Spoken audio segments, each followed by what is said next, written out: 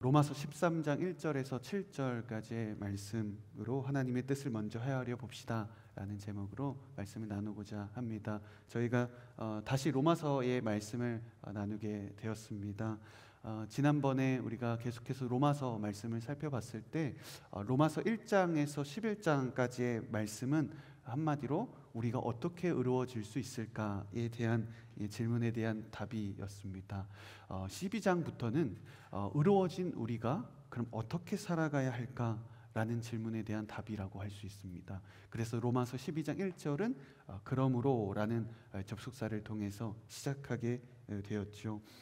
그래서 이 12장 로마서 12장부터 예배, 섬김, 사랑, 공동체 이와 같은 내용들이 계속해서 소개되고 있는 거죠.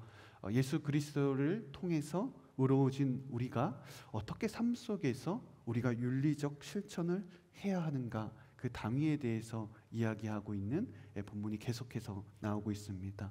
오늘은 그 가운데 이 국가에 대한 이 그리스도인의 사랑의 윤리가 어떠해야 하는가에 대한 말씀입니다. 사실 오늘 본문 여러분들이 읽으셨지만 1절부터 주는 느낌이 이렇게 편하게 다가오지는 않으실 수 있어요. 권세, 복종이라는 단어를 사실 우리가 쉽게 일상적으로 사용하는 단어는 아니잖아요. 게다가 오늘날에는 수평적이고 수직적인 이런 문화를 또 이렇게 거부하는 이런 상황 속에서 더 이 시대에 맞지 않는 것처럼 여러분들이 느껴질 수 있습니다. 권세자들에게 복종하는 것이 이게 어떻게 쉬운 일이 될 수 있을까? 참 어려운 일이죠. 실제적으로 바울은요, 이 권세들을 국가와 이 시 당국자들을 대상으로 이렇게 말하는 본문입니다. 나아가 이 말씀은요, 단순하게 국가 또는 이 시 당국에만 한정되어질 수는 없고요. 우리가 속해 있는 이 집단에까지도 나아갈 수 있습니다. 우리의 가정이 될 수도 있고, 또 우리의 사회가 될 수 있고, 또 우리의 직장의 영역까지 이렇게 확장될 수 있습니다. 오늘은 그래서 이 그리스도인이 이 권세들에 대해서 어떤 신앙적 태도를 가져야 하는가, 그리고 어떤 신앙적 행동을 우리가 해야 하는가를 나누고자 합니다. 먼저 이 본문을 잘 이해하기 위해서는요, 당시 이 편지를 쓰게 된 배경을 좀 살펴볼 필요가 있어요. 당시 로마서를 쓰게 된 이 주 50년의 중반 또는 이 후반에는요, 로마가 매우 불안정한 상황 가운데 있었어요. 바울은 로마에 살고 있는 이 그리스도인들이 이 상황을 어떻게 반응해야 하는지, 또 그리스도인으로서 어떻게 대처해야 되는지를 이 복음적인 응답을 주기를 원했습니다. 이 혼란의 원인이 무엇이었냐면요, 이 로마시의 이 조세, 관세, 이 통관세를 징수하던 사람들의 이 탐욕과 이 부정에서 발생했어요. 그래서 이 다양한 영역에서 이 세금 납부를 거부하는 운동들이 있었는데, 이제 그리스도인들도 마찬가지로 로마에 살고 있던 성도들도 우리도 이 조세 거부에 참여해야 되는 것은 아닌가 하는 마음으로 또 많은 사람들이 참여했다고 합니다. 그리스도인들의 이러한 외적으로는 이런 관료들의 탐욕과 부정의 원인이 있었고요. 또 내부적인 원인도 있었어요. 신자들 중에는 그리스도 안에서 우리가 이렇게 새 생명을 얻었고, 또 그리스도 안에서 우리가 새로운 하나님의 나라가 시작되었다는 그런 메시지를 받아들인 사람들이 이것을 극단적으로 이렇게 해석한 사람들이 많이 있었습니다. 그래서 우리가 새 생명을 얻었고 우리가 새로운 백성들이 되었기 때문에 우리는 현재 국가와 모든 형태의 인간 정부는 우리가 부정해도 된다, 우리가 무의미하다라고 생각하는 사람들이 많이 있었다라는 거죠. 더 나아가 이 세상은 하나님께 버려졌다, 이렇게 생각하는 사람들도 있었어요. 그래서 이런 극단적 열광주의 신자들도 바울이 볼 때는 이렇게 적절치 않았다라는 것이죠. 이런 혼란스러운 로마의 상황 속에서 바울은 당연하게 그리스도인들이 어떻게 살아가야 하는지에 대한, 어떤 태도를 가지고 나아가야 하는지에 대한 그런 응답이 당연하게 필요했던 것이죠. 그래서 여러분들과 함께 세 가지의 주제를 나누고자 하는데요. 첫 번째로는 하나님의 권세를 의식하라입니다. 우리 1절 말씀 함께 읽겠습니다. 각 사람은 위에 있는 권세들에 복종하십시오. 무슨 권세든 하나님께로부터 오지 않은 것이 없고 이미 있는 권세는 다 하나님께서 세우신 것입니다. 아멘. 하나님은 모든 만물의 창조자이시고 또 주관자이시고 통치자이시죠. 교회를 다니는 사람들만의 주관자가 아니라 믿는 사람들만의 통치자가 아니라 믿지 않는 모든 사람들을 포함한 온 열방의 통치자가 하나님이십니다. 이 세상의 통치자도 결국에는 이 하나님의 통치 아래 있었다라는 것입니다. 하나님은 자신의 권세를 일부 위임하셔서 이 국가에게 수여하셨습니다. 그래서 우리는 눈에는 세상의 권세자들만 보이겠지만 이 보이지 않는 하나님의 권세를 의식해야 한다라는 겁니다. 하나님을 먼저 생각할 수 있어야 한다는 가르침인데요. 위에 있는 권세들에게 우리가 복종하라는 말이 단순하게 세상과 타협하고 영적인 태도를 우리가 버려야 된다라는 말이 아니라 하나님이 세우신 권세들을 우리가 존중하고 그리고 우리가 인정하라는 의미입니다. 그리고 나아가 이 사람들을 세우신 하나님의 뜻이 무엇인지 하나님의 먼저 의식하라는 것이죠. 그래서 우리는 너무도 쉽게 때로는 우리의 조직과 우리의 사람과 우리의 리더들을 판단할 때가 있죠. 왜 저렇게 행동할까? 나라면 더 잘했을 텐데, 나라면 더 성공했을 텐데, 이런 평가들을 우리가 쉽게 할 때가 있어요. 평가 자체가 무의미하다라는 뜻이 아니라 우선순위가 있다라는 것입니다. 먼저 하나님이 세우신 사람들이 아닐까, 하나님이 세우신 사람들이다라는 의식을 늘 가지고 있어야만 합니다. 그래서 이 사람을 세우신 하나님의 뜻이 무엇인지 먼저 헤아려 볼 수 있는 사람들이 되어야 한다라는 것이죠. 우리가 이 순모임에 있어서도 마찬가지입니다. 내가 맞지 않고 내가 다르다고 해서 우리가 순모임을 쉽게 판단해서는 안 된다라는 거죠. 우리가 순장님을 세우시고 또 순모임을 하나님께서 허락하신 그 하나님을 먼저 의식할 수 있어야만 합니다. 나를 왜 이 순모임에 보내셨는가, 왜 나를 이 팀에 보내셨는가에 대한 우리의 인간적인 판단 이전에 하나님께서 왜 나를 이곳에 보내셨고 왜 나를 이 조직에 이 팀에 보내셨는가에 대한 하나님을 먼저 의식할 수 있는 그리스도인들이 되어야 한다라는 겁니다. 우리 계속해서 우리 2절의 말씀 한번 살펴볼게요. 시작. 따라서 권세에 대항하는 사람은 하나님의 명을 거역하는 것이니 거역하는 사람들은 심판을 자초할 것입니다. 당시 기독교는 로마에게 있어서 이렇게 호의적인 종교는 아니었어요. 교인들 중에 많은 수가 신분상 노예였던 사람들도 있었거든요. 로마 제국의 탐욕과 야망과 이 박해로 인해서 그리스도인들이 힘겹게 살아가게 되었어요. 그런 상황 속에서 바울이 국가에게 도전하고 국가의 원수를 갚으라, 국가에 대해서 저항하라, 이런 명령이 아니라 복종하라고 말한다라는 것이죠. 이 바울에게 있어서 사실은 그 당시로 보면 되게 파격적인 메시지였어요. 이는 신자들의 본능을 훨씬 더 뛰어넘는 권고였다라는 것이죠. 결국 이 세상 권세에 우리가 복종한다는 것은 하나님을 의식한다는 것이며 자신의 본능을 통제한다는 말과 같습니다. 우리가 하나님을 인정하는 것을 우리가 당연하게 생각하듯이 사람을 인정하는 것도 우리의 신앙의 일부인 것을 기억하셔야 합니다. 우리가 하나님의 이 사랑을 알고 우리가 그분 앞에 겸손한 사람이라면 타인에 대해서도 겸손한 사람이라는 것입니다. 우리 로마서 12장 16절의 말씀 함께 보겠습니다. 시작. 서로 마음을 같이 하고 교만한 마음을 품지 말며 오히려 비천한 사람들과 사귀고 스스로 지혜 있는 채 마십시오. 내가 아직 사람을 인정하지 못하고 또 그 사람의 권위 앞에 또 엎드리지 못하는 영역이 있다면 먼저 하나님과 자신의 관계를 점검해야 될 때가 있습니다.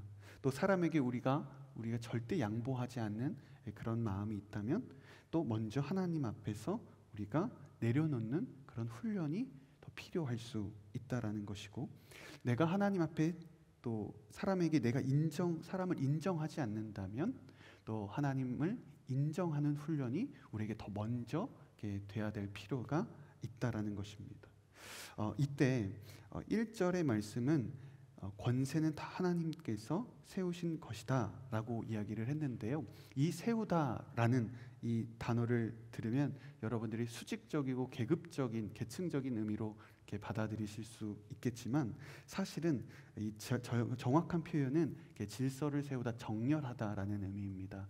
마치 옷에 단추를 잠그는 것과 같아요.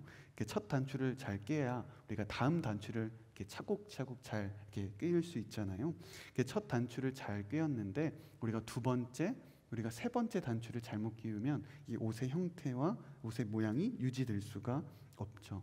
마찬가지로 하나님께서 질서를 세우신다는 것은 여러분보다 누군가가 더 우월하다, 또 여러분 우월하지 않다, 이런 우월과 우월하지 않음에 대한 이 비교를 말하는 것이 아니라 이렇게 단추를 채우듯이 각각의 이 자리에 세우신 하나님의 사람들이 그 자리에 있고 머물러야 한다라는 것이죠. 그래서 이 있어야 할 자리에 머물러 있고, 우리가 있어야 할 자리에 있고 머물러야 할 자리에 있는 것이 이 하나님이 세우신 권위에 복종하는 것이 된다라는 거죠. 우리가 복종이라고 한다고 해서 우리가 적극적이고 우리가 뭔가를 더 잘 보이려고 하는 그런 것이 아니라, 여러분 각자 한 사람 한 사람에게 맡겨주신 그 자리에, 그 역할에 머물러 있는 것이 그 권세에 복종하는 것이 된다라는 것이죠. 두 번째로 여러분들과 함께 나눌 것은요, 통치자의 권세를 의식하라입니다. 우리 3절 말씀 함께 읽겠습니다. 통치자에 대해서는 선한 일 때문에 두려워할 것이 없고 악한 일 때문에 두려움의 대상이 됩니다. 권세자를 두려워하지 않기를 원합니까? 선을 행하십시오. 그러면 그에게 칭찬을 받을 것입니다. 3절의 말씀은 통치자에 대한 그리스도인의 태도가 어떠해야 하는가에 대한 내용을 알려줍니다. 내가 선한 일을 행하고 내가 악한 일을 행하지 않으면 권세를 두려워하거나 힘들어할 필요가 없다라는 거죠. 가령 내가 교통법규를 잘 지키고 내가 운전을 안전하게 잘하면 교통경찰이 아무리 단속을 많이 해도 우리가 교통경찰을 두려워할 필요가 없죠. 우리가 법규를 지키지 않을 때 이 교통경찰이 나를 잡지 않을까, 단속하지 않을까에 대한 두려움이 생기는 것과 같습니다. 도리어 법을 잘 지키는 것은 선한 행동, 그런 선한 행동은 권세자들에게 칭찬을 또 받게 된다라고 이야기를 합니다. 그래서 바울은요, 바울은 통치자가 지금 잘하고 있는가, 국가가 운영을 잘하고 있는가, 이런 관점보다 우선 내가 이 질서에 잘 순응하고 있는가, 내가 이 법을 잘 지키고 있는가, 이것이 더 먼저 된다라고 이야기를 하고 있는 것이죠. 이 권세자, 그 권세들이 절대적으로 옳다 이게 아니라 내가 먼저 순응하고 내가 이 하나님이 주신 권세 아래 잘 적응하고 있는가를 먼저 생각해 보라, 이 말입니다. 법을 지키지 않으면서 내가 이 법을 따르지 않겠다, 나는 처음부터 이 방식이 맞지 않다라고 해서 우리가 법에서 도망간다면 올바른 그리스도인의 자세가 아니라는 거죠. 자신의 역할을 성실하게 해내야 한다라는 겁니다. 권세자들에게 이 잘 보여라, 잘 보이고 우리가 아부하라, 이런 뜻이 아니라 내 위치에서 나에게 주어진 역할을 충실하게 선하게 잘 해내는 것이 그리스도인들의 태도다라고 이야기합니다. 하나님께서는 다 보고 계시고 다 알고 계시다는 겁니다. 이 통치자가 지금 잘하고 있는가? 이 권세자가 정직한 사람인가? 이 법이 옳은 것인가 아닌가? 이 조직이 맞는가 아닌가? 잘하고 있는가를 주님은 다 알고 계십니다. 그것을 모르셔서 이 얘기를 하시는 것이 아니라는 겁니다. 권세들의 행동이 그래서 바르지 않다라는 사실이 권세들의 말에 순종하지 않아도 된다라는 말은 아니라는 것입니다. 하나님께서 이스라엘 백성들에게 계명과 율법을 주셨죠. 이스라엘에 많은 왕들을 세우셨잖아요. 이스라엘에는 이 선한 왕도 있었고 악한 왕도 많이 있었어요. 그럼에도 불구하고 하나님께서 백성들에게 이 왕을 따르지 말라, 율법을 따르지 않아도 괜찮다, 이 이스라엘을 떠나라, 이렇게 말씀하신 적이 없어요. 타락한 지도자들에 대한 심판은 반드시 있을 것이고, 그러나 그와 별개로 백성들도 동일하게 심판의 자리에 서게 된다라는 겁니다. 하나님께서 만일 왜 율법을 따르지 않았습니까? 라고 물어봤을 때, 율법이 잘못됐기 때문입니다. 율법의 적용을 내가 잘못했기 때문입니다. 왕이 타락했기 때문에 내가 지키지 않았습니다 라고 이야기를 해도 우리는 결코 이 책임을 피해갈 수 있는 것은 아니라는 것이죠. 그래서 하나님께서는 이 권세자들에 대한 이 태도와 거룩과 이 정의와 별개로 우리가 먼저 이 법과 율법을 잘 지키기를 원하십니다. 우리 계속해서 4절 말씀 한번 읽어볼까요? 시작. 그는 여러분에게 선을 이루기 위해 일하는 하나님의 일꾼입니다. 그러나 여러분이 악을 행한다면 두려워하십시오. 그는 공연히 칼을 가진 것이 아닙니다. 그는 하나님의 일꾼으로서 악을 행하는 사람에게 하나님의 진노를 집행하는 사람입니다. 바울은 이 권세자들을 하나님의 일꾼으로 이야기하고 있어요. 게다가 사람들의 선을 이루기 위해 일하고 있다라고 말합니다. 국가는 특정한 영역이 또 다른 영역을 침범할 때 저지하는 역할을 하고요. 약자들을 돌보고 또 사회 질서를 유지하기 위한 역할을 합니다. 만약에 이 법과 질서가 없다면 우리는 혼란스러운 상황 가운데 처해질 수밖에 없습니다. 이때 그들이 가진 칼은요, 하나님께서 진노를 이렇게 위임하신, 하나님의 진노를 집행하기 위해서 위임하신 역할이라는 겁니다. 하나님은 이 권세자들에게 자신의 이 권위를 위임하셔서 실제적인 역사 가운데 집행을 하도록 하신다는 겁니다. 하나님의 도구로 사용하신다라고 말합니다. 이 세상에 죄를 범한 사람들을 하나님께서 직접 이렇게 벌을 내리시고 처벌을 하실 수도 있지만, 하나님은 이 도구를 통해서, 국가를 통해서 수행하신다라고 말씀하고 계십니다. 그래서 하나님의 진노는요, 우리가 무질서하게 집행되는 것이 아니라 질서 속에서 이루어진다라는 것입니다. 우리가 생각할 때 우리의 어떤 진노, 하나님의 이 처벌이 이렇게 무질서하고 즉흥적이고 우리가 갑작스럽게 일어난다고 생각할지 모르지만, 하나님은 이 하나님의 진노를 내리실 때 항상 먼저 이야기하시고 끊임없이 돌아오라고 이야기하시고 끊임없이 계속해서 반복적으로 이야기를 해주십니다. 갑작스러운 이 벌과 형벌로 인해서 하나님의 갑자기 불이 떨어지는 그런 진노를 내리시는 분은 아니라는 것입니다. 그래서 통치자의 권세를 의식하라라는 것은요, 하나님의 일꾼으로서 하나님의 도구가 된 그들을 따라야 한다라는 의미를 가지고 있어요. 그런데 이때 사도 바울이 더 중요한 이야기를 하고 있는데요. 세 번째입니다. 세 번째는요, 자신의 양심을 의식하라입니다. 우리 5절 말씀 함께 읽어볼게요. 시작. 그러므로 복종해야 할 필요가 있으니 진노 때문만이 아니라 양심을 위해서도 복종해야 할 것입니다. 바울은 여기서 가장 중요한 이야기를 합니다. 우리가 왜 이 권세에 복종해야 하는가? 진노와 심판을 피하기 위해서, 벌을 받기 위해서 두려워해서 우리가 복종하는 경우도 있습니다. 어쨌든 악을 따르지 않고 선을 따르는 행동이니까 이것도 훌륭한 일입니다. 그런데 더 중요하고 본질적인 일이 있는데, 그것은 양심을 따라서 선을 행하라라고 합니다. 양심을 따라 선을 행하고 복종해야 된다라는 겁니다.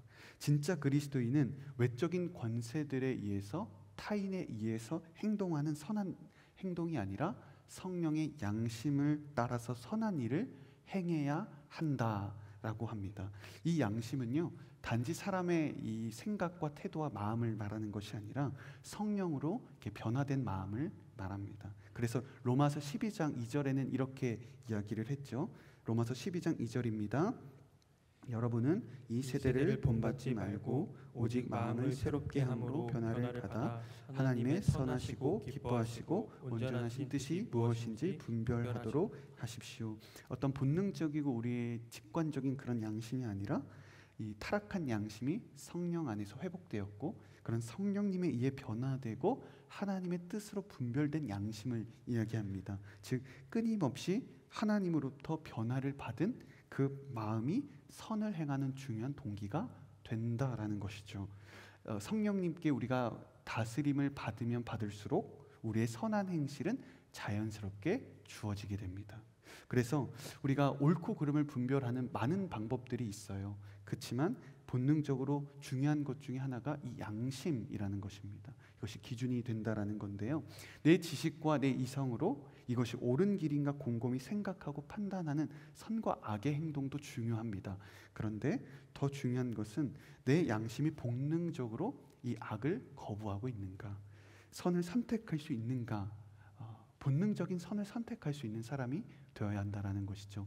이 말씀이 정말로 또 이 이단들이 또는 우리를 괴롭히는 또 여러 가지 이 세상적인 세속 앞에서 정말로 우리가 본능적으로 그것을 분별하고 우리가 선한 양심으로 선을 선택할 수 있는 그런 단계가 되어야 된다라는 겁니다. 그래서 하나님께 나의 양심이 끊임없이 훈련받을 수 있도록 해야 되는데요.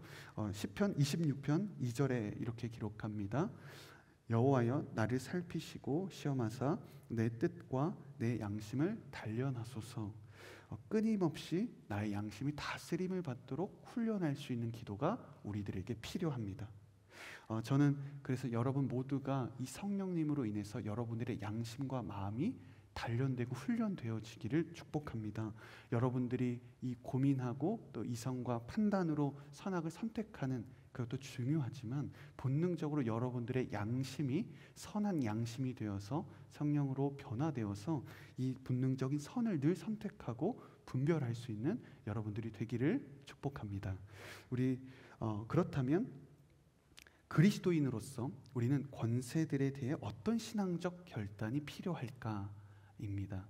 우리가 총 3가지의 주제를 나누도록 하겠는데요. 이 첫 번째는요, 하나님 앞에 정직하라입니다. 우리 6절과 7절 말씀입니다. 시작. 여러분이 조세를 바치는 것도 바로 이 때문입니다. 그들은 하나님의 일꾼들로서 바로 이 일에 항상 힘쓰고 있습니다. 여러분은 모든 사람에게 의무를 다하십시오. 조세를 바쳐야 할 사람에게 조세를 바치고 관세를 바쳐야 할 사람에게 관세를 바치고 두려워해야 할 사람을 두려워하고 존경해야 할 사람을 존경하십시오. 비록 당시 로마의 이 세금을 징수하는 이들의 부정으로 인해서 그 많은 사람들이 이 조세 바치는 것을 거부했지만 그럼에도 불구하고 그리스도인들에게 의무를 다하라고 바울은 말하고 있습니다. 관리자들의 잘못이 있지만 결국 그래도 조세를 통해서 국가가 이렇게 운영이 되기 때문입니다. 실제 로마가 이 많은 도로를 정비하고 많은 이 국가를 운영하는 데 있어서 많은 이런 재정을 썼거든요. 그래서 바울은요, 이 로마가 정비한 도로를 통해서 더 수월하게 이 선교를 하게 되었고 여행을 다니며 복음을 전할 수 있었던 긍정적인 효과도 많이 있습니다. 그리고 그리스도인들은 이유를 막론하고 세상 사람들보다 더 정직하기를 바랬던 바울의 마음이기도 합니다. 더 높은 기준을 가지고 살아가야 한다라는 것이죠. 그래서 이 바울은 구체적인 지침 가운데 하나가 이 조세를 바치는 것을 이야기하고 있는 거죠.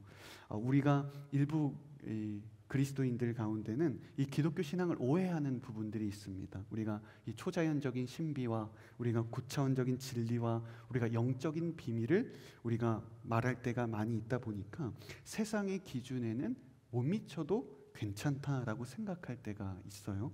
우리는 이 땅의 것에 집착하는 사람들이 아니고 하늘의 영적인 신비를 우리가 따라가고 그것을 바라보는 사람들이기 때문에 사회의 기준과 사회의 요구에 못 미쳐도 다 채워질 것이다, 괜찮다, 영적으로 다 채워질 것이다 라고 잘못 이해할 수 있습니다. 그러나 기독교는 이 세상 너머에 있는 진리를 가리키기 위한 것이지 세상에 미달되는 사실을 합리화하기 위한 종교가 아니라는 것입니다. 우리가 더 높은 기준으로 이 세상의 기준을 충족하고 그 너머의 진리를 말하는 것입니다. 우리가 이 세상 사람들보다 부족한 상태로 그 부족한 것을 우리가 기독교의 영적인 이란 의미로 우리가 채워서는 안 된다는 것입니다. 하늘의 비밀을 올바르게 보여주기 위해서 우린 땅의 현실을 올바로 살아낼 수 있는 사람들이 되어야만 한다는 것입니다. 두 번째 결단은요, 하나님의 뜻을 분별하라입니다. 우리 사도행전 말씀을 통해서 여러분들에게 나누고자 하는데요. 사도행전 27장 9절에서 13절까지 말씀을 우리 함께 읽어보도록 하겠습니다. 시작. 많은 시간이 소모되고 금식하는 절기도 지났기 때문에 항해가 위험해졌습니다. 그래서 바울이 사람들에게 충고했습니다. 여러분, 내가 보니 우리가 이렇게 계속 항해하다가는 재난에 빠지고 배와 짐이 큰 손실을 입을 뿐만 아니라 우리 목숨도 위태로울 것입니다. 그러나 백부장은 바울의 말보다는 선장과 선주의 말을 더 따랐습니다. 그 항구는 겨울을 나기에 적당하지 않았기 때문에 대다수의 사람들이 베닉스에 가서 겨울을 날 수 있기를 바라는 마음에 계속 항해하자고 했습니다. 베닉스는 크레타 섬에 있는 항구 도시로 남서쪽과 북서쪽을 향하고 있었습니다. 부드러운 남풍이 불기 시작하자 그들은 자기들을 바라던 대로 됐다고 생각했습니다. 그래서 그들은 닻을 올리고 크레타 섬 해안을 따라 항해했습니다. 그런데 얼마 지나지 않아 그 섬으로부터 유라굴로라는 태풍이 불어 닥쳤습니다. 아멘. 지금 바울은요, 이 마지막 로마로 가는 이 항해 가운데 백부장과 선주와 선원들과 함께 가고 있었습니다. 이때 미항이라는 아름다운 항구라는 곳에 도착하게 됐는데요. 바울은 그곳에 더 머물기를 원했지만 이 선장과 선주들은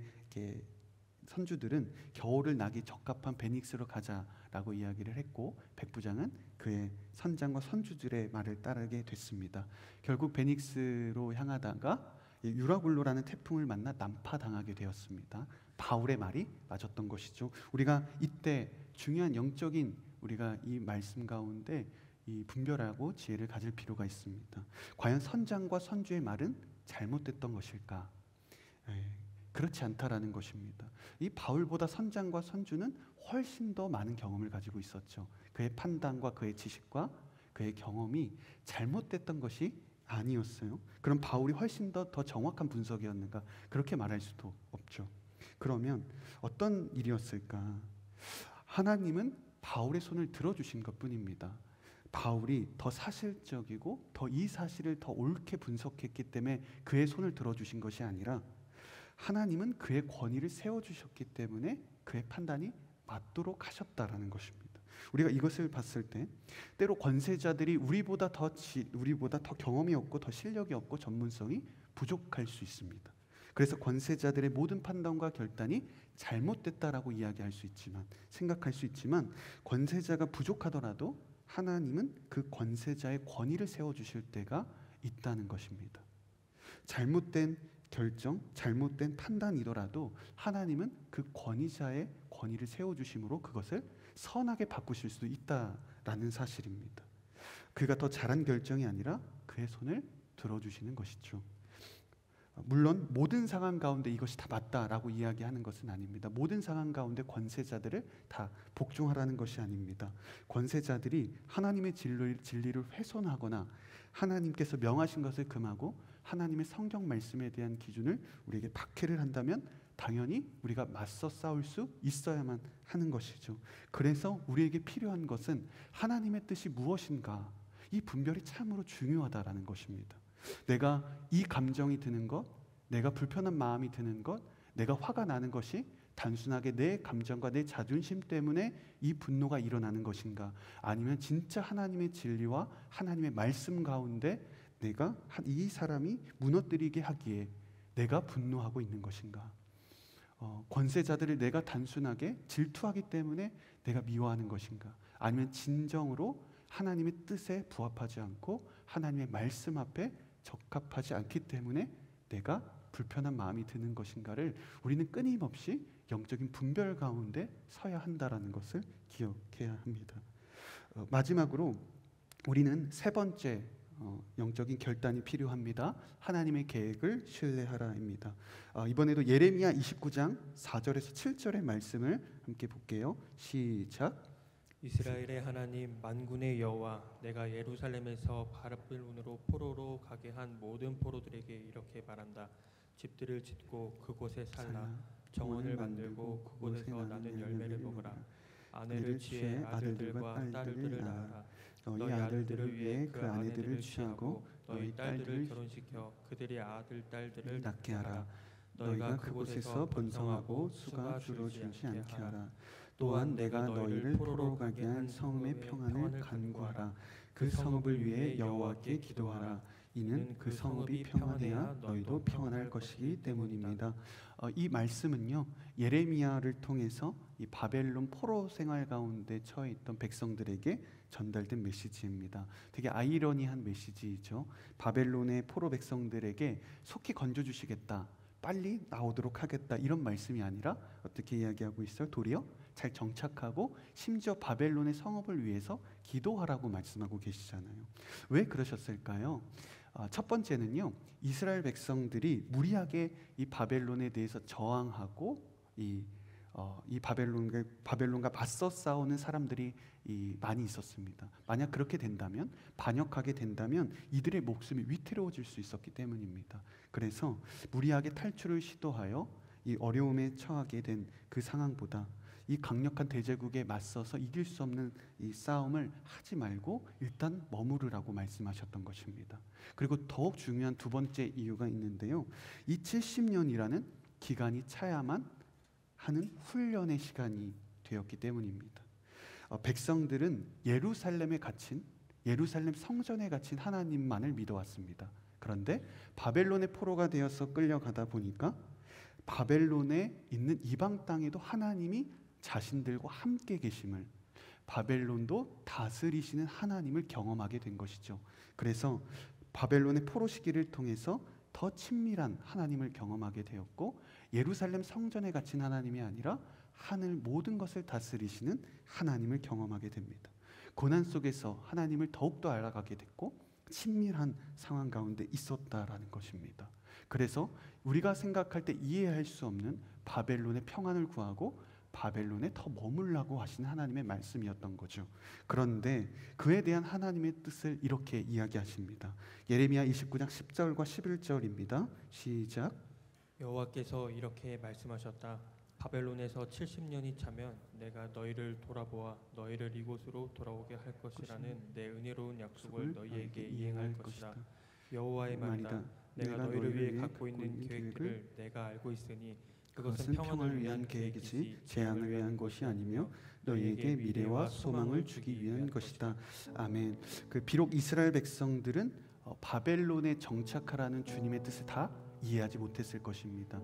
과연 바벨론의 이방의 왕들에게 순종하고 복종하는 것이 그들의 삶 가운데는 전혀 납득되지 않았고 받아들일 수 없는 사실이었을지 모릅니다. 그러나 하나님은 분명한 계획이 있으셨다라는 겁니다. 백성들을 70년 후에 돌아오게 하실 것이고 이는 평안을 위한 계획이지 결코 너희들에게 재앙을 주기 위해서 하는 것이 아니다. 미래와 소망을 주기 위한 것이다 라고 말씀하신다는 겁니다.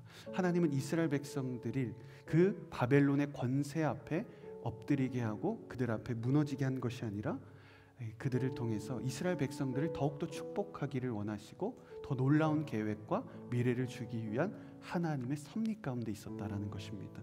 사랑하는 제2포 공동체 여러분, 때때로 하나님은 우리를 힘들게 하는 사람들과 함께 지내게 하실 때가 있습니다. 견디기 힘든 곳에 머물라고 하실 때도 있고요. 인정하고 싶지 않은 사람들을 따르라고 말할 때도 있습니다. 이해되지 않아도 순종하고 복종하라고 말씀하실 때가 있습니다. 도리어는 내가 함께하고 싶지 않고 내가 따르고 싶지 않은 권세들을 향해서 기도하고 간구하라 라고 말씀하실 때도 있습니다. 우리가 어찌 이 하나님의 계획을 다 이해할 수 있고 우리가 다 깨달을 수 있고 우리가 다 그것을 받아들일 수 있는 그런 넉넉한 우리의 신앙적 태도가 있을 수 있을까요? 참 어려운 일입니다. 그러나 우리가 이 한 가지 사실은 여러분들이 꼭 기억하셨으면 좋겠습니다. 하나님은 반드시 여러분들을 향한 계획이 있으시다는 것입니다. 재앙이 아니라 미래와 소망을 주시기 위한 하나님의 계획이라는 것입니다. 하나님의 약속의 시간들이 채워질 때 하나님은 반드시 여러분들을 회복하게 하실 것이고 깨닫게 하실 것이고 여러분들에게 축복을 주실 것입니다. 때로는 여러분들의 삶 가운데 이 바벨론과 같은 이 세상의 권세들 앞에 때로는 복종해야 되고 순종해야 되고 여러분들이 따르고 싶지 않은 사람들에게 여러분들은 때로 엎드려야 될 때도 있습니다. 그것이 너무나도 힘들고 어려운 일일 수 있습니다. 그러나 하나님은 여러분 그 사실을 통해서 하나님은 여러분들에게 더 놀라운 계획과 소망과 은혜를 베풀어 주실 것입니다. 지금은 다 이해할 수 없지만 여러분들이 이 모든 시간을 지났을 때 하나님께서 권세자들에게 복종하게 하시고 머물라고 하신 이유가 다 있었구나. 돌아보니 다 하나님의 계획이 있었구나. 하나님께서 나를 향한 축복의 시간으로 하나님 바꾸시기 위한 계획이었구나 라는 그런 좋은 또 그런 은혜로운 입술의 고백이 제2포의 공동체 여러분 한 사람 한 사람에게 차고 넘치기를 주님의 이름으로 축복합니다. 우리 시간 함께 우리 말씀을 놓고 기도하며 나아갔으면 좋겠습니다. 우리 함께 자리에서 일어나셔서 우리 기도하며 나아갈 텐데요. 하나님, 먼저 우리가 이 상황 가운데 분별력을 더하여 주시옵소서. 하나님, 우리에게 분별이 필요합니다. 영적인 분별이 필요합니다. 하나님, 내가 어떤 선택을 하고 내가 어떠한 결단을 내리고 내가 어떠한 태도를 해야 합니까? 하나님, 어떤 것이 옳은 길입니까? 하나님, 내가 권세자들에게 복종하는 것이 맞는 길입니까? 하나님, 내가 이 권세자들 앞에서 내가 어떠한 행동을 해야 합니까? 하나님, 내가 마음이 불편한 이유가 내 감정 때문입니까? 아니면 하나님의 진리 앞에 내가 두려워하기 때문입니까? 하나님, 오늘 우리의 마음 가운데 우리의 권세들 앞에서 우리가 지혜를 구합니다. 하나님, 나의 마음 가운데 분별하게 하여 주시고 지혜를 더하여 주시고 은혜를 베풀어 주시옵소서. 내가 어떠한 결단과 어떤 마음 가운데 나아갈지라도 하나님께서 주시는 그 분별함으로 나아갈 수 있는 하나님의 사람들이 되게 하여 주시옵소서. 우리 시간 주여 한번 외치고 통성으로 기도하며 나아가겠습니다. 주여, 하나님 아버지 감사합니다. 주의 사랑 하나님 아버지, 내가 어떠한 상황 가운데 내가 어떠한 마음 가운데 나아가기를 원합니까? 하나님, 나의 분별하는 마음을 허락하여 주시옵소서. 하나님 앞에서 나아갈 수 있는 귀한 하나님의 백성들이 주님의 말씀을 분별하고 세상을 분별하고 지혜 가운데 나아갈 수 있도록 하나님 인도하여 주시옵소서. 하나님, 이 세상의 권세들 앞에서 하나님, 내가 어떠한 마음과 어떠한 태도와 내가 어떠한 생각을 가지고 나아가야 합니까? 하나님, 나의 분별한 가운데 나아갈 수 있도록 인도하여 주시고 하나님의 분별하는 그 하나님의 사람들이 되게 하여 주시옵소서. 하나님, 세상의 조직 가운데 세상의 사람들 가운데 하나님, 이 시간 사람들 가운데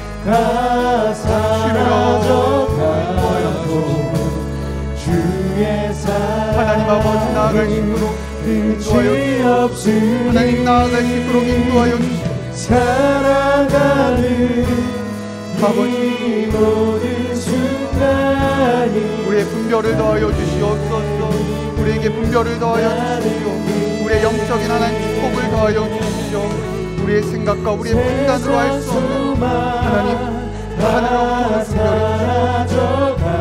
하나님의 은혜를 베풀어 주시오. 주의 사랑은 끝이 없으니 살아가는 이 모든 순간이 주의 힘을 나는 믿네. 사랑하는 제2포의 공동체 여러분, 때로는 하나님께서 우리가 인정할 수 없는 사람과 함께 하실 때가 있고 때로는 견딜 수 없는 곳에 머물라고 하실 때가 있고 때로는 내 마음 가운데 편하지 않아도 하나님께서 보내시는 곳이 있습니다. 하나님, 내가 다 이해되지 않고 내가 다 순종할 수 없는 불편한 마음 가운데 있을 때가 있습니다. 하나님, 내가 지금은 다 그 계획을 하나님의 놀라운 뜻을 이해할 수 없지만 그러나 하나님의 계획은 늘 신실하시고 정직하시고 완성하시는 하나님이심을 믿습니다. 하나님, 내가 지금은 어려운 가운데 있을지라도 내가 그 자리가 힘들지라도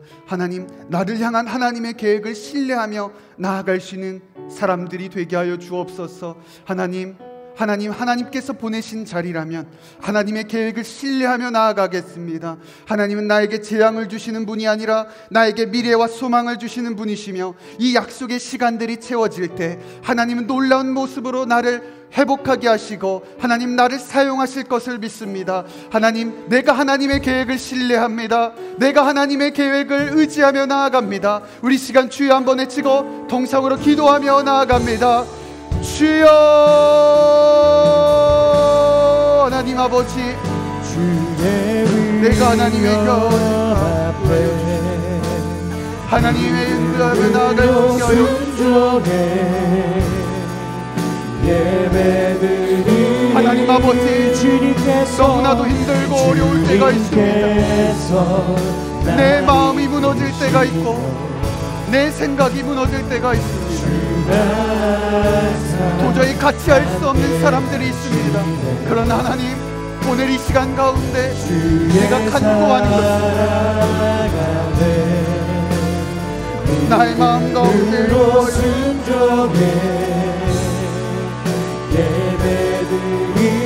내 마음 가운데 하나님의 은혜를 베풀어 주시옵소서. 내가 하나님의 계획을 신뢰하며 나아가기를 원합니다. 하나님, 내가 하나님의 계획을 신뢰하며 나아갑니다. 하나님의 계획을 의지합니다.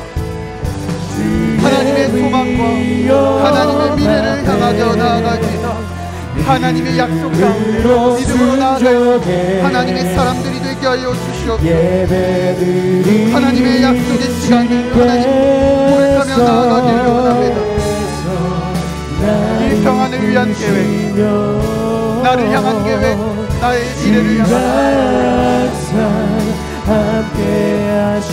살아가는 하나님의 사람들이 되게 하여 주시옵소서. 하나님의 모든 사랑과 하나님의 은혜 가운데, 하나님의 말씀 가운데 내가 그 말씀으로 말미암아 뜻을 분별하며 나아갈 수 있는 하나님의 사람들이 되어지게 하여 주시옵소서. 하나님의 그 뜻을 알기를 원합니다. 하나님의 순종하기를 원합니다. 인내하기를 원합니다. 계획하기를 원합니다. 그 하나님의 말씀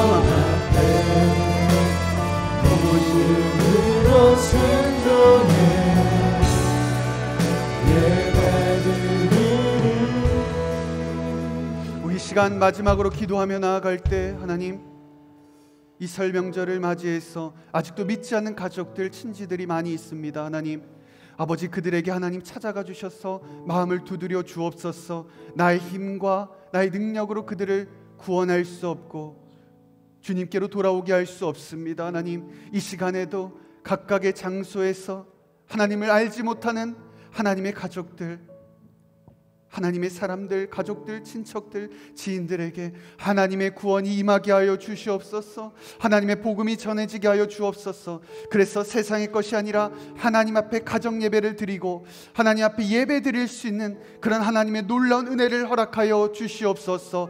아버지, 우리에게 믿지 않는 하나님의 허락하신 그 가족들을 위해서 하나님의 구원이 임하게 하여 주옵소서. 하나님의 복음이 전해지게 하여 주옵소서. 주님께로 돌아오게 하여 주옵소서. 우리 시간 믿지 않는 가족들과 친척들과 지인들을 위하여 마지막으로 주여 한번 외치고 동성으로 기도하며 나아가겠습니다.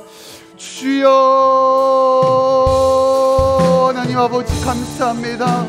하나님 아버지, 우리들의 가족들 가운데 나아가게 하시며 오늘 이 시간 가운데 여전히 우리의 마음 가운데, 우리의 생각 가운데 떠오르게 하시는 하나님의 가족들이 있습니다. 하나님 아버지, 하나님의 사람들을 인도하여 주시고 하나님의 백성들, 하나님의 사람들 한 사람 한 사람들에게 구원의 은혜를 베풀어 주시옵소서. 복음을 전할 수 있는 하나님의 사람들이 있게 하여 주시옵소서. 믿음으로 순종해 예배드리리. 하나님의 구원이 임할지어다. 나를 이끄시며 하나님의 구원이 임할지어다. 하나님의 사랑이 임할지어다. 아버지, 여전히 믿지 않는 하나님의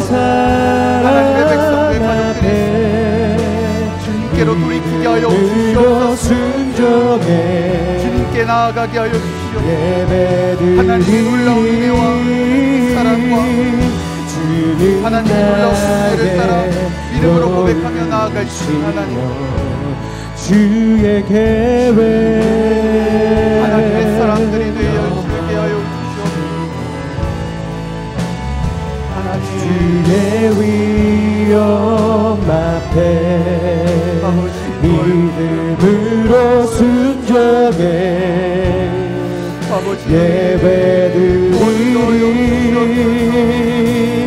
주님께서 날 이끄시며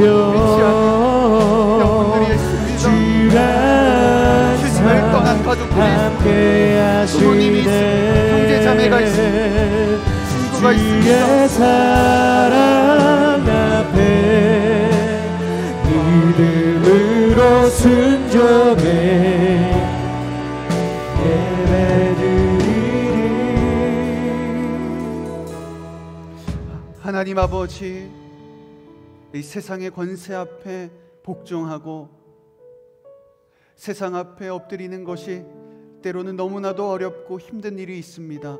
그러나 우리가 먼저 아버지 이 권세들, 사람들을 세우신 하나님의 뜻을 먼저 헤아려 볼 수 있는 사람들이 되게 하여 주시옵소서.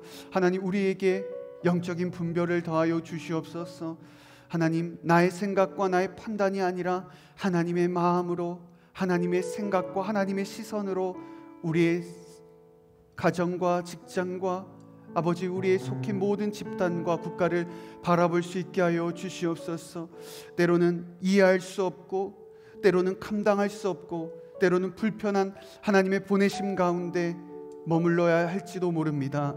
그러나 하나님, 그 자리에 하나님 보내주신 것은 우리를 어렵게 힘들게 하기 위한 목적이 아니라 우리를 더욱더 하나님의 사람으로 만들어 가시고 하나님의 놀라운 축복과 새로운 역사를 이루어 가기에 부족함이 없도록 우리를 두시는 하나님의 놀라운 계획임을 믿습니다. 우리가 지금 어떠한 자리에, 어떠한 어려움과 고난 자리에 있다면 하나님의 계획을 신뢰하며 나아갈 수 있도록 하여 주시고, 하나님의 믿음 다하여 하나님을 의지하며 나아갈 수 있는 하나님의 백성들이 되어질 수 있도록 인도하여 주시옵소서. 그래서 하나님의 놀라운 계획과 하나님의 기대와 하나님의 소망들이 이곳에 모인 하나님의 백성들 한 사람 한 사람의 처해 있는 상황 가운데 이루어질 수 있도록 하나님 역사하시고 축복하여 주시옵소서. 그렇게 행하실 주님을 찬양하며 이 모든 말씀 살아계신 예수님의 이름으로 기도합니다. 아멘.